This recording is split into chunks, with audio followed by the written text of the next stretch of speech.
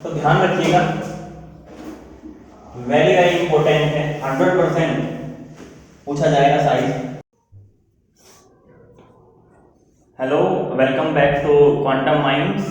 Here you learn science by doing science. Today we will study the subject of 10th class physics.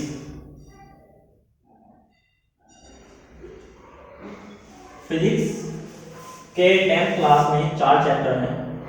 पहला है light, दूसरा human आई, तीसरा है electricity और चौथा है मैग्नेटिज्म। ये 4 चैप्टर ह्यूमन आई, इलेक्ट्रिसिटी, मैग्नेटिज्म और लाइट, इनमें से जो ह्यूमन आई है ये आपका पूरा थ्योरेटिकल चैप्टर है, यहाँ से थ्योरी आएगी। और मैग्नेटिज्म भी क्या है, थ्योरी पोर्शन है। लेकिन लाइट जो है यहाँ से आपका न्यूमेरिकल आता है और इलेक्ट्रिसिटी से भी न्यूमेरिकली 100% पूछा जाने वाला है। ये वीडियो बड़ी इंफॉर्मेटिव होने वाली है, क्योंकि मैं इस वीडियो में सारे इम्पोर्टेंट फॉर्मूला और इन दोनों चैप्टर के डिस्कस करूँगा कि न्यूमेरिकल किस फॉर्मूले से कैसे पूछा जाएगा। और हम डिस्कस करेंगे कितने फॉर्मूले हैं जिससे आप क्या कर सकते हैं, उन फॉर्मूले को एक शीट पे लिख सकते हैं और उनसे रिलेटेड क्वेश्चन सॉल्व कर सकते हैं। कभी भी फिजिक्स के न्यूमेरिकल सॉल्व करने के लिए फॉर्मूले रटे नहीं जाते। आप एक फॉर्मूला लिखिए और उस पर बेस्ड 4-5 क्वेश्चन कीजिए, जिससे क्या है फॉर्मूला माइंड में सेट हो जाएगा। तो मेरी कोशिश यही रहेगी इस पूरी वीडियो में कि मैं इन दोनों चैप्टर से सारे फॉर्मूले आपको यहाँ सामने एक्सप्लेन कर दूँ, जिससे फिर आप अपने नोट्स के हिसाब से याद कर सकें। तो पहले चलते हैं लाइट की तरफ कि लाइट से आपको कहाँ से पूछने वाला है। लाइट में पहला फॉर्मूला आता है R equals to 2F। R equals to 2, R equals to 2F, where is R is radius of curvature, radius of curvature, and F is focal length, focal length। दूसरा फॉर्मूला है mirror formula, mirror formula 1/f equals to 1/v plus 1/u। इसको focal length निकालने के लिए use कर लेंगे। अगर radius दे रखी होगी तो डबल कर देंगे फोकल लेंथ, रेडियस के लिए फोकल लेंथ को डबल कर देना।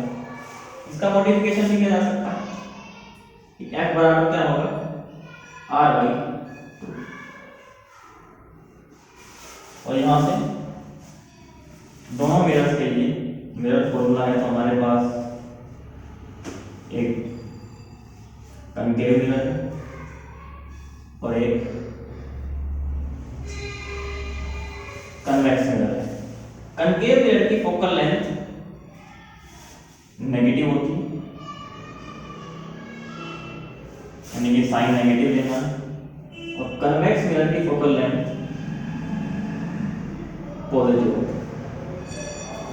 तो न्यूमेरिकल करते समय पहला ध्यान ये रखना है कि फोकल लेंथ का साइन सही है, नेगेटिव तो नेगेटिव, अदरवाइज पॉजिटिव। ये कनकेव है, ये कन्वेक्स, कनकेव है, कन्वेक्स। इसके बाद नेक्स्ट मैग्निफिकेशन।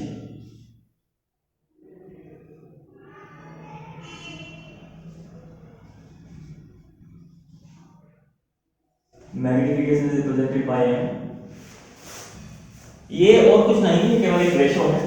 रेशो किसका, हाइट ऑफ ऑब्जेक्ट और height of image divided by height of object, और m बराबर -b/u भी होता है।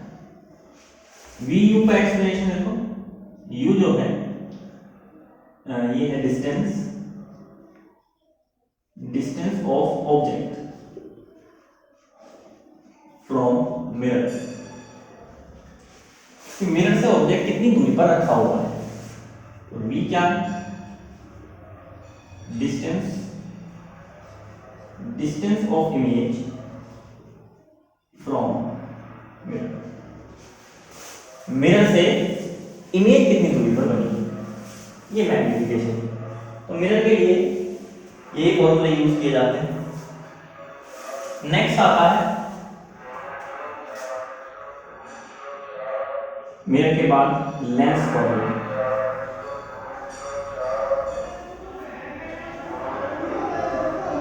Lens formula similar to mirror formula, 1/b minus 1/u। Mirror में प्लस होता है, लेंस में माइनस होता है। Similarly magnification m is equals to height of image divided by height of object, and magnification is also equals to v upon u। v और u का explanation same रहेगा जैसा कि तुम्हें मिरर में बताया। लेंस हमारे पास दो हैं, तो यहाँ भी ध्यान रखना है फोकल लेंथ का कि अगर लेंस है कन्वेक्स लेंस, तो कन्वेक्स लेंस की फोकल लेंथ हमेशा पॉजिटिव ली जाती है, f बराबर पॉजिटिव। और अगर लेंस कनकेव लेंस है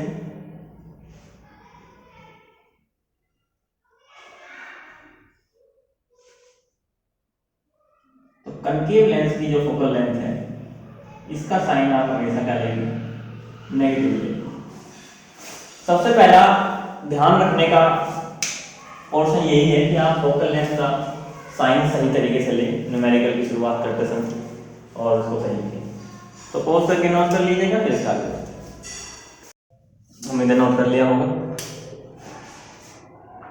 मैग्निफिकेशन में एच आई है हाइट ऑफ इमेज, और एच ओ रिप्रेजेंटेशन को बोलते हैं height of object, height of image and height of object. Next refractive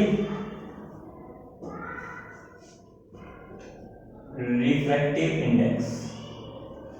refractive index is represented by mu, और पहला फॉर्मूला आता है स्नेल्स लॉ पे based. Snell's law sine I upon sine R, और sine I upon sine R आता है constant. Sine I upon sine R आता है कांस्टेंट, और इस कांस्टेंट को लेते हैं हम nu B A. B means there is two medium A and medium B. When light pass through one medium to another medium, it bends toward the normal or away from normal. From normal, this is angle I, or this is angle R. Nu BA is refractive index of medium B divided by refractive index of medium A, and the relation continues velocity of light in medium A and velocity of light in medium B, or wavelength of light in medium A and wavelength of light in medium B. So these are the formulas based on refractive index. Depending on rare medium to denser medium, you have to decide medium A and medium B. Always take A is a rare medium and the denser medium. Refractive index has type number 1 absolute refractive index.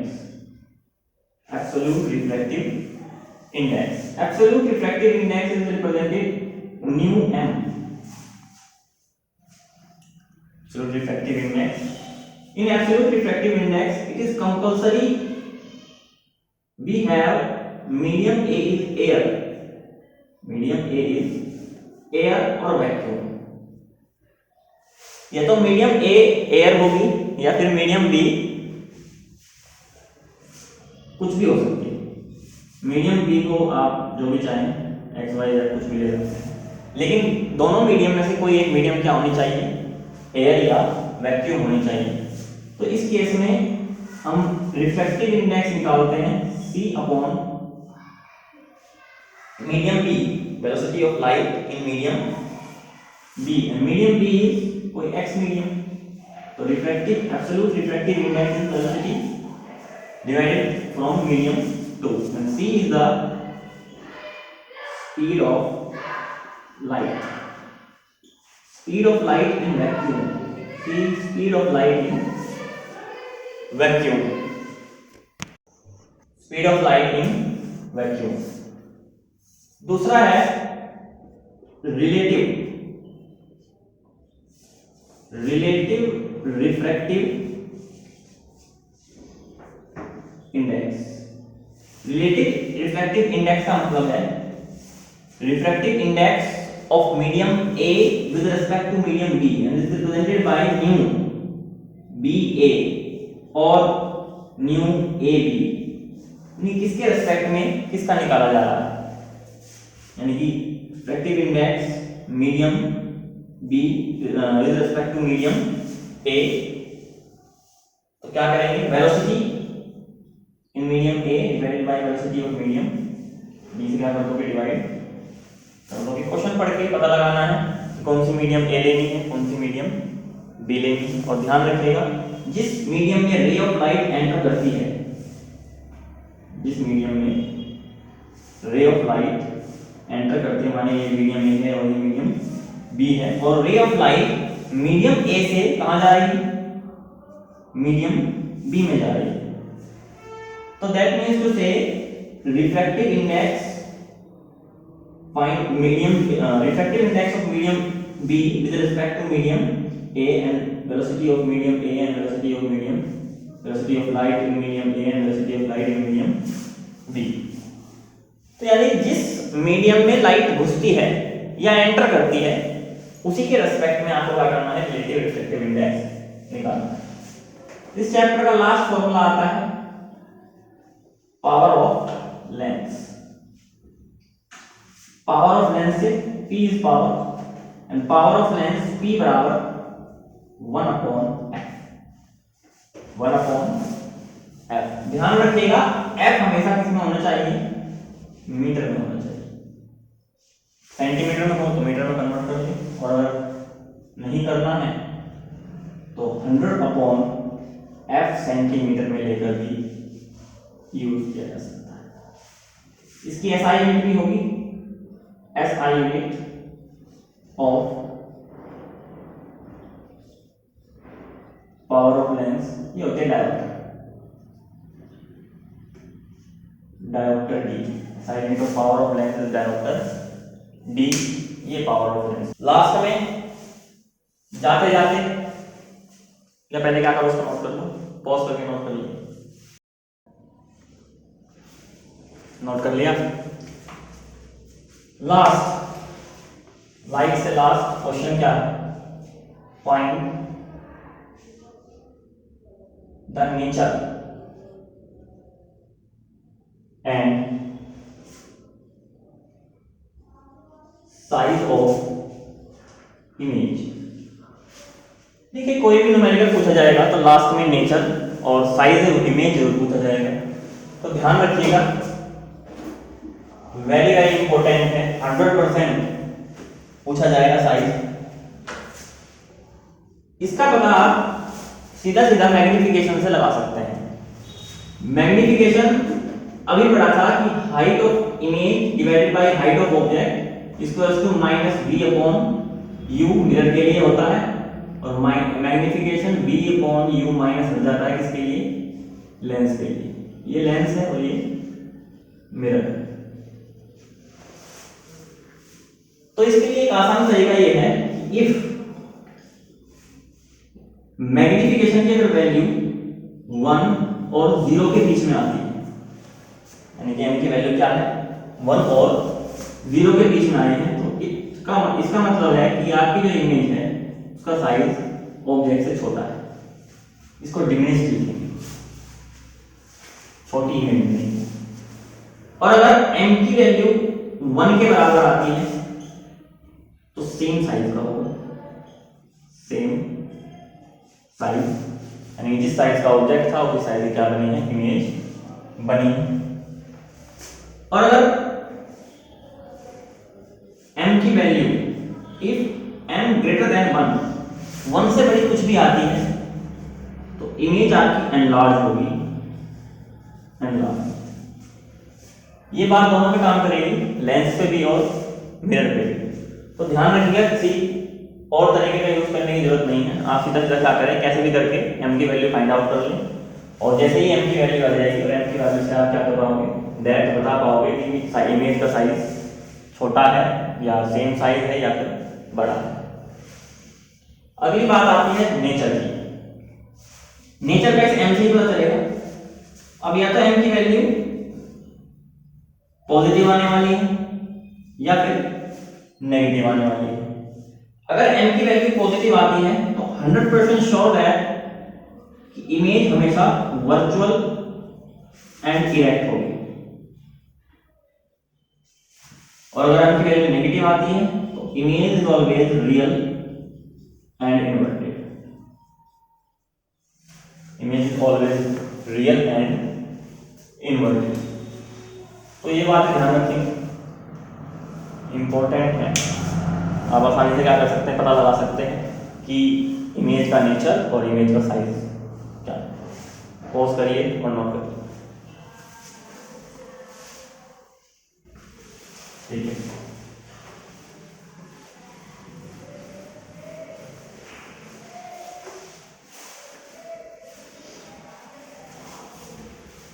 तो उम्मीद है pause करके note कर लिया होगा। अब चलते हैं दूसरे चैप्टर की तरफ। दूसरा चैप्टर क्या है, electricity.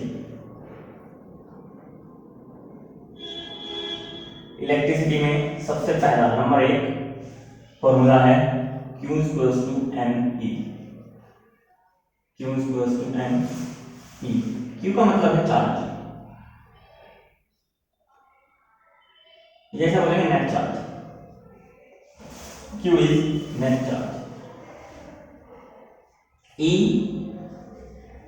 Charge on 1 electron which is equals to 1.6 into 10 to the power minus 19 coulomb. Charge on 1 electron and N is number of electron. तो अगर आपको नेट चार्ज निकालने के लिए पूछा जाए, नेट चार्ज के नंबर ऑफ इलेक्ट्रॉन निकालने के लिए पूछे जाए तो आप इसका यूज कर सकते हैं। इसी का फॉर्मूला है। Number 2 current Q by I upon I equals to Q by T। I है यहाँ current, Q charge, net charge और T टाइम, यानी कितने टाइम में कितना चार्ज एक कंडक्टर से फ्लो होकर गया है। तो I equals to Q by T। इसकी SI यूनिट होती है SI यूनिट ऑफ चार्ज इस kolam C and SI unit of current is ampere. SI unit of charge is coulomb and SI unit of current ampere. ध्यान रखिए, underline कर देता हूं। तीसरा है potential difference. Potential difference, potential difference या voltage, potential difference या फिर वोल्टेज, इसको रिप्रेजेंट किया जाता है V से। An amount of work done in carrying a unit positive cash charge is called potential difference. और इसका फॉर्मूला बनता है तीसरा क्या, V equals to W upon Q। W क्या है, वर्क डन, और V क्या है, voltage. Work done, W is work done and V is voltage या फिर पोटेंशियल डिफरेंस। वर्क डन की unit SI unit of work joule, J से represent करेंगे, और SI unit of potential difference is volt, represented by V. तो SI unit of work is joule and potential difference is V. ये तीसरा formula.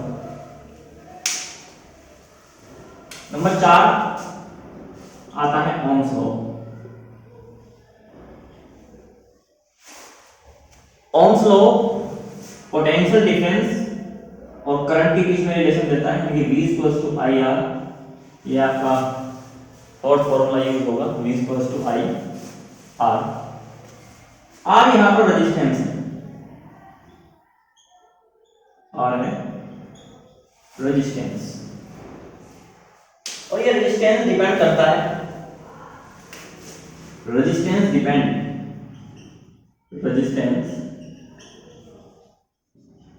Depends on R is equals to rho L upon A. Resistance dependency से ये fifth formula निकल कर आता है, R is equals to rho L upon A. L is length of wire or conductor. A is cross sectional area and rho is resistivity. Rho is resistivity. So as you know, resistance is depend on length of the wire, area of cross section, temperature and nature of the conductor. L represent the length, A represent the cross sectional area, and resistivity tell us about the nature of the conductor, which is equal to, और यहां से resistivity निकालें तो 6 resistivity equals to RA upon L। Resistivity equals to RA upon L। ये आपका छठा formula था, तो उस करके नोट करेंगे।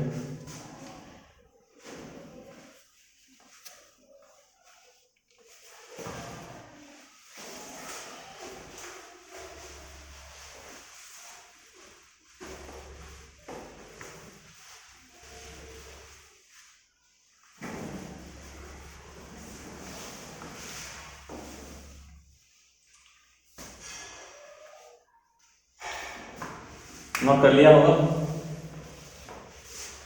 रेजिस्टेंस की यूनिट होती है ओम, और ओम को रिप्रेजेंट करते हैं ग्रीक लेटर से, और रेजिस्टिविटी की यूनिट होती है ओम मीटर। ध्यान रखिएगा, लेंथ मीटर में होनी चाहिए और एरिया ऑफ क्रॉस सेक्शन होना चाहिए मीटर स्क्वायर। हालांकि दिया होगा, ना दिया हो तो कन्वर्ट कर लेंगे। तो resistance cross section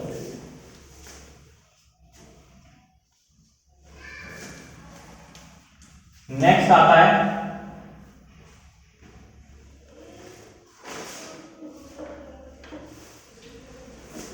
combination of resistance की कॉम्बिनेशन के दो तरीके हैं। पहला है सीरीज होता है एंड टू एंड कनेक्शन। अगर सारे रजिस्टर्स क्या हो एंड टू एंड जुड़े तो अरेंजमेंट है सीरीज अरेंजमेंट, एंड इस केस में R equivalent is equals to R1 plus R2 plus R3 plus जहां तक भी जुड़े 3 4 5 10 जो भी इक्विवेलेंट रेजिस्टेंस ये होगा।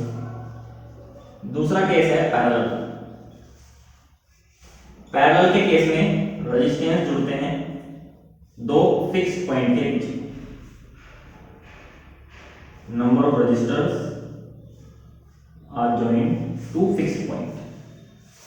तो यहां जब निकालोगे तो R equivalent 1/r equivalent 1/r1 plus 1/r2 plus 1/r3 और जहां तक निकालना चाहते हैं ऐड करते हैं equivalent resistance in parallel. This is the combination, one is series combination and parallel combination. ध्यान रखना ये है, ध्यान रखने वाली बात NOT note, in series arrangement में current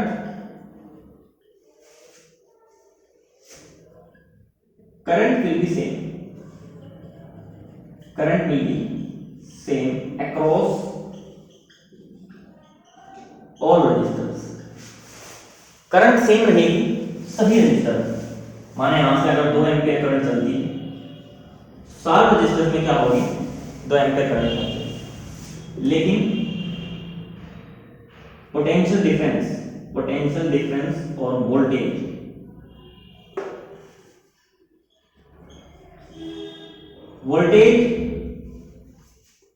will not be same, voltage same नहीं होगी। सारे रजिस्टर्स के अक्रॉस पोटेंशियल डिफरेंस अलग होगा, ध्यान रखना। और वहीं पैरेलल में नोट करके लिख लो कि current will not be same across all registers। वहीं दूसरी तरफ पोटेंशियल डिफरेंस और voltage will be same. Potential difference दो फिक्स पॉइंट के बीच में सेम रहता है, लेकिन करंट यहां से क्या होगी डिवाइड हो जाएगी, मींस कि I1 यहां, I2 उधर और I3। तो सीरीज और पैरेलल अरेंजमेंट में ध्यान रखना है, करंट पैरेलल में सेम नहीं होती लेकिन सीरीज में सेम होती है। वहीं पोटेंशियल डिफरेंस पैरेलल में सेम होता है लेकिन सीरीज में सेम नहीं होता। पॉज करके इसको नोट करिए, फिर आगे बढ़ते हैं। तो चलिए आगे बढ़ते हैं। नेक्स्ट है पावर। सीरियल नंबर देख लीजिएगा, मैं भूल गया क्या था। पावर P, पावर का जनरल फॉर्मूला V × I होता है, ये ध्यान रखें। पहले तो पावर के बारे में हमें याद रखना है कि इसका जनरल फॉर्मूला है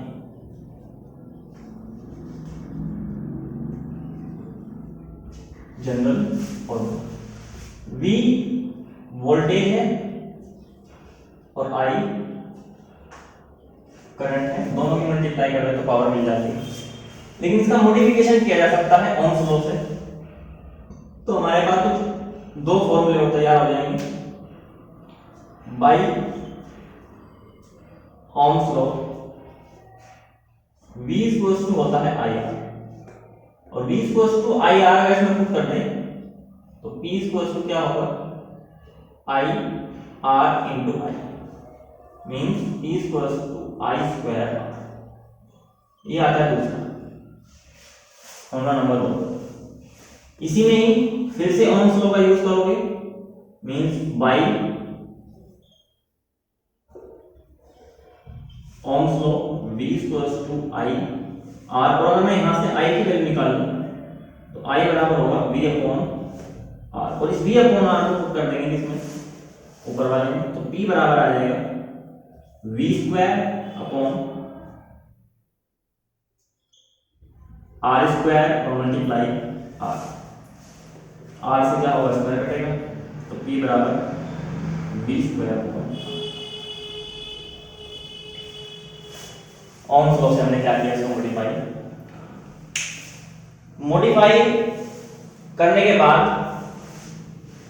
एक हेल्प मिल जाएगी। जनरली मैं बता दे रहा हूं कि ज्यादातर केसों में क्या होगा, इसको यूज करना सीरीज अरेंजमेंट में, जब आपके रजिस्टर सीरीज में लगेंगे, और इसको यूज करना है इसमें पैरेलल, ये सीरीज में और ये पैरेलल। इसके बाद आती है energy consume. Energy consume means EC, energy consume. Energy consume equals to कितनी पावर कितने टाइम के लिए यूज की जा रही है। यहां से आपके क्वेश्चन जरूर पूछता है कि रेफ्रिजरेटर है उसको 50 घंटे चलाया जाता है या 2 घंटे के लिए चलाया जाता है तो उसका बिजली का बिल कितना होगा, कॉस्ट देने के बाद ये पूछा जाता है। तो एनर्जी कंज्यूम निकालेंगे वहां P equals to EC equals to P into T। P की जगह पावर रखो, तो एनर्जी कंज्यूम EC, पावर की जनरल फॉर्मूला क्या था, V इंटू I और इंटू T। तो एनर्जी के लिए जनरल फॉर्मूला क्या होगा, ये हो जाएगा जनरल बात। और सिमिलरली पावर की यहाँ रखते जाओ, energy consume power I square RT, ये दूसरा, और तीसरा energy consume V square upon RT।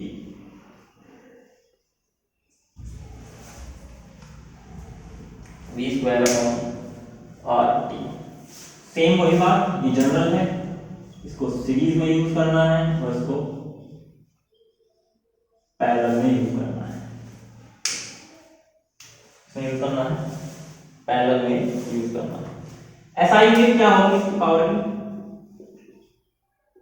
SI unit of power, power की SI यूनिट होती है वाट, तो W से रिप्रेजेंट करते हैं। लेकिन ध्यान रखना कमर्शियल यूनिट, जब आपसे बिल वगैरह निकालने के लिए पूछा जाए, कमर्शियल यूनिट ऑफ पावर ये होगी किलोवाट। उसी तरीके से SI unit of energy consume watt hour निकाल सकते हैं। ध्यान दीजिएगा टाइम यहाँ पर आवर्स में, और कॉमर्शियल यूनिट क्या हो जाएगी,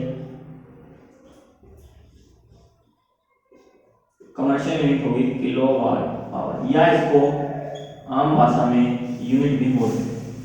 इतने यूनिट बिजली, इतने यूनिट हैं, और जैसा कि तुम जानते हो कि 300 यूनिट बिजली सेम वहाँ पर, तो किलोवाट आवर।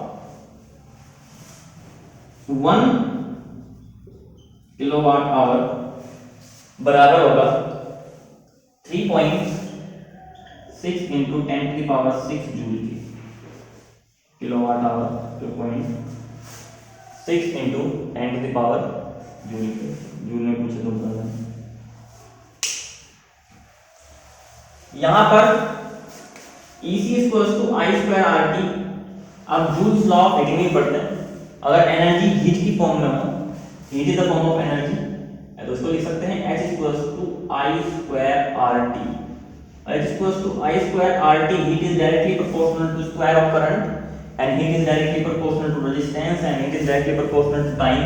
यही क्या है, जूल्स लॉ है of heating, Joule's law of heating, और कुछ नहीं है। तो ये थे सारे आपके फिजिक्स के फॉर्मूला जो न्यूमेरिकल करते समय आपको ध्यान रखने हैं, और ध्यान ये भी रखना है कि न्यूमेरिकल अप्रोच तभी सही होगी जब आप इसकी ज़्यादा करेंगे, प्रैक्टिस करेंगे। पॉज करके नोट करें। तो thank you very much for watching this video. Like करें, वीडियो अच्छी लगे तो लाइक करें, शेयर करें और सब्सक्राइब करें, और कमेंट बॉक्स में जरूर बताएं कि वीडियो कैसी लगी और आगे किस टॉपिक पे चाहिए वीडियो, ये भी सजेशन जरूर दें।